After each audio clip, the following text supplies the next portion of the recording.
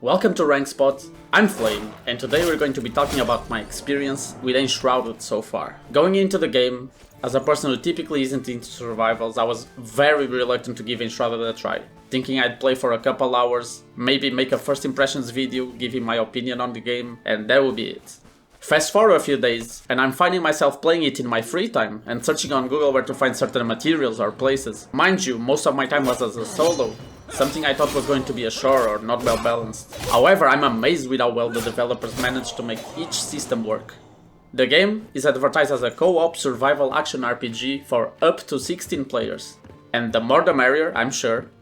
But I've gotta say, if you're someone who's looking to try it by yourself and is afraid to spend the money, just go for it. Being alone in this huge map is not a cruel and brutal experience. Quite the contrary, I find the game to be very forgiving, not just for solos but in general, and I think that comes from the fact that Enshrouded is an action RPG first and a survival game second. With that said, if you want to look for an hardcore adventure, you're probably gonna be a bit disappointed as the mechanics around survival aren't quite there yet. The risk of losing your loot when dying is minimized, as you only have to travel back to the place you died to pick the loot back up. The gear on your hotbars isn't lost, there's no hunger or thirst, and the weather condition has no impact on you either. So no, the game is not hardcore. Now, is that bad? Quite frankly, I prefer it this way, and it may be the reason I keep coming back. I'm not looking for a grueling gameplay loop when turning the game on. I'm craving a chill experience that lets me explore at my own pace. Freedom to build my creations. Fights that are challenging without punishing me for taking risks. And I got all of that, and so much more. Enshrouded does an amazing job at teaching you the basics to get you started on your journey without holding your hand too much. Letting you delve into the massive handcrafted world at your own rhythm. The fact that the world isn't procedurally generated just elevates the whole exploration aspect for me, because each cave, each hidden room, each hidden chest was placed there for a reason, and that reason is to tell you a story. With every new paper or book you find, giving you a little bit more insight as to what is happening is a pleasant way of letting you know what's going on, if you choose to read each document, without being forced to attach yourself to the story, if that's not your thing.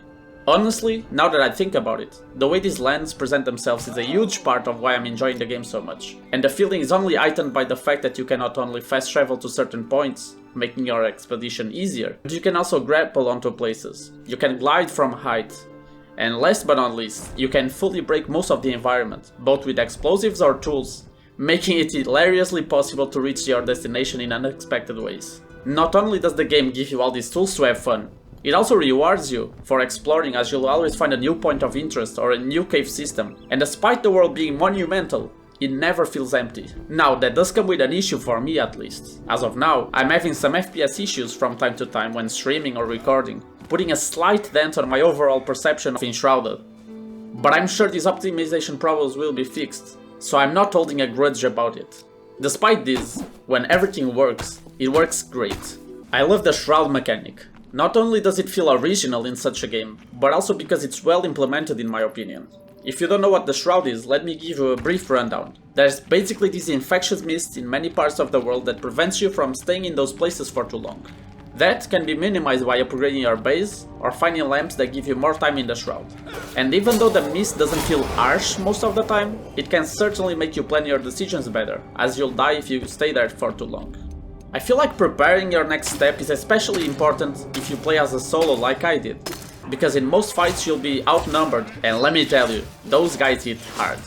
Even though combat isn't super complex, there is certainly a degree of difficulty to it, and I've died many times trying to fight my way through a group of enemies only to be humbled seconds later.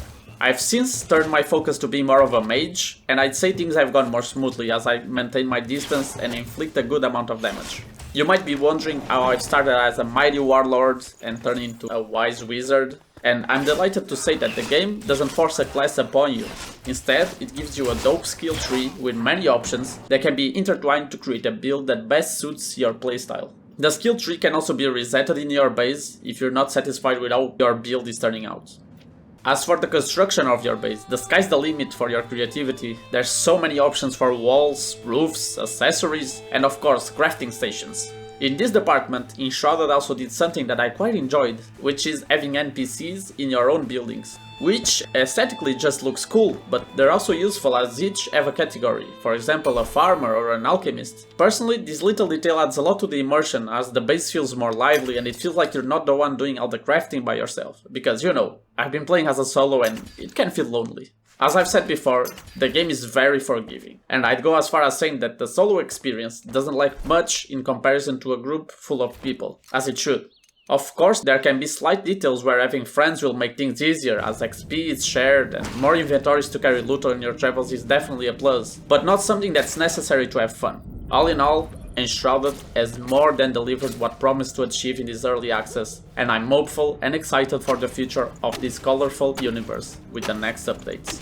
Thank you for watching, and take care now. Was it fun? Come back for more.